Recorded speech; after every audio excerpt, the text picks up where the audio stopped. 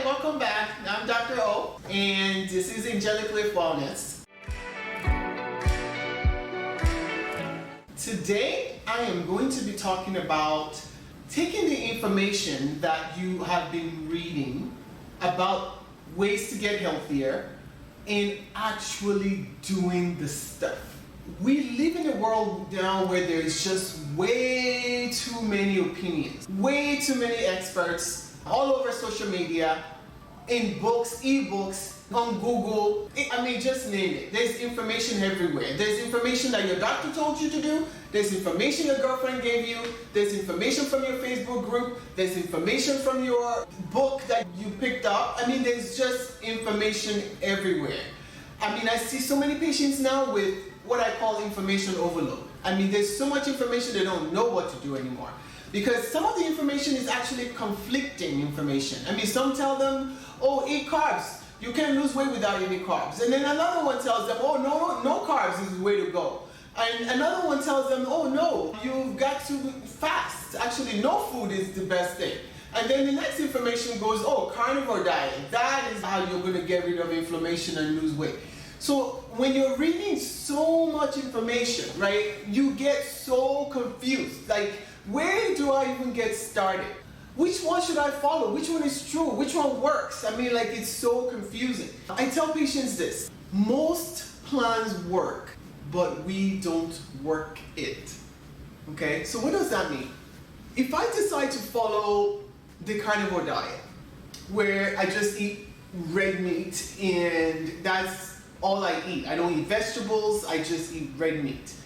Well, I've seen patients with awesome health results, meaning their blood work looks amazing after they went on a diet like that. And you wonder, everybody's been saying eating red meat is so bad for you. How in the world can someone go on eat red meat only and their blood work is improving, their metabolic numbers are improving?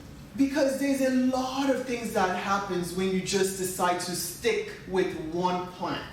I have patients also that fast. Some do intermittent fasting, and it works for them. Then they drop a significant amount of weight. And some will follow the paleo diet, and they will lose weight. And some will follow the Atkins diet, and they'll lose weight. And some will follow just Mediterranean, and they lose weight, and they feel better, and they sleep better. And then there's the one patient that comes in and has read the books on all these different options, and now is confused.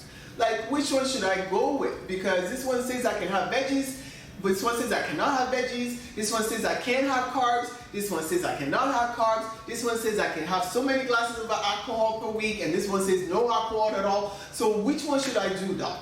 And I just say, you know what? Just pick one. Because at the end of the day, that one plan is going to give you a structure, is going to help you with your macros, your micros, all of the different things that you need to do on a daily basis to actually see results. When we are so confused with what should we do, we jump from one eating plan to another eating plan to another eating plan to another eating plan.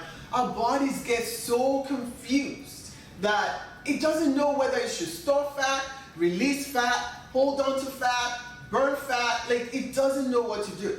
Like, if I'm going from a keto diet all of a sudden to a Mediterranean diet, well, guess what? I just went from fat burn to eating some carbs. Well, my body wants to have carbs, so as soon as I give it carbs, guess what it's going to do to my keto? I'm immediately out of it, right? So we cannot jump from one plan to another, to another, to another, to another, and thinking, oh, they're all healthy after all. I can just bounce around whichever one feels convenient today. No. You've got to pick one and stick with one and follow it thoroughly, right? So that you can get the result that that plan has promised.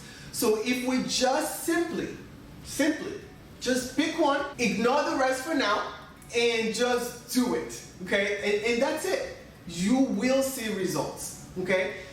The only patients that I sometimes will say, okay, let's talk about which plan you're picking, are patients that already have metabolic issues, okay? So if you, for example, have diabetes, already diabetic, on medication, or maybe not medication, newly diagnosed, we have to talk about which plan is going to work for you the best, okay? Because I've had patients, for example, with diabetes that, they heard about how wonderful intermittent fasting is. And for their schedule, it seemed like it would work, right? They just wouldn't eat breakfast, eat dinner early, and that gives them a window of time where they can burn fat and, lose weight and maybe even regulate their blood sugar that way. But I've also seen this really hurt some patients. So, for example, I had a patient ask me one day, like, Doc, my fasting blood sugar seems to be all over the place. And, I've been eating really healthy. I'm, having my last meal like 6 p.m. and then my first meal not until 2 the next day. But my blood sugar is it's all over the place. Sometimes it's in the 200s, sometimes it's in the 100s. And I sometimes I feel faint, I don't have energy, like it's just all over the place. I don't know what's going on. And the first thing I told this patient, who happens to be a diabetic, was like, look, when you are still in the phase where your body is trying to fight insulin resistance, when your body is still trying to regulate your blood sugar and bring it down to normal, a long period of fast might actually not work for you, because your body is going to go into a state where the liver starts something we call gluconeogenesis, which means that your liver will just start making sugar for you because you have not given it enough carbohydrate to replenish its glycogen storage. So once the body senses that your blood sugar is dropping below what it thinks is going to be able to sustain you through the night, the liver immediately starts to make or manufacture sugar, glucose, and dump it into your bloodstream. So then you wake up in the morning and guess what? Your blood sugar is high. And you're going, wait, I didn't get up in the middle of the night. I didn't go have a soda pop. I didn't eat ice cream before I went to bed. How in the world is my blood sugar 200 this morning?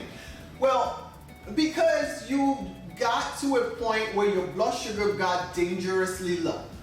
And your liver, who is tasked with making sure your blood sugar is regulated, immediately jumped into action, and guess what? It's gonna overshoot because its goal is that you don't go into a diabetic coma. So for you not to do that, the liver is gonna pump a bunch of blood sugar, glucose, into your bloodstream to make sure that that doesn't happen. And that's why you wake up, guess what? With a high blood sugar. And when you wake up with high blood sugar, what happens? Well, the hormone insulin is going to rise along with that sugar. And as long as insulin level stays up, guess what's happening to your fat loss? Not happening, okay? Because insulin is one of those hormones in our body that tells our cells, hey, take off the sugar from the bloodstream and turn it into energy. But if you happen not to need it, well, go ahead and store it as fat, okay? That's what insulin is signaling to your cells. And so as long as you are not eating enough carbohydrate, your liver goes in, pumps sugar into your bloodstream, insulin level rises, insulin tells your cells, hey, store fat, and that's what's going on. So you're storing fat, yet you're on this plan that's supposed to be helping you burn fat. And you're wondering, why is my fat not going down? Why is my sugar not going down? Why am I all over the place? Why am I tired? Why do I have no energy?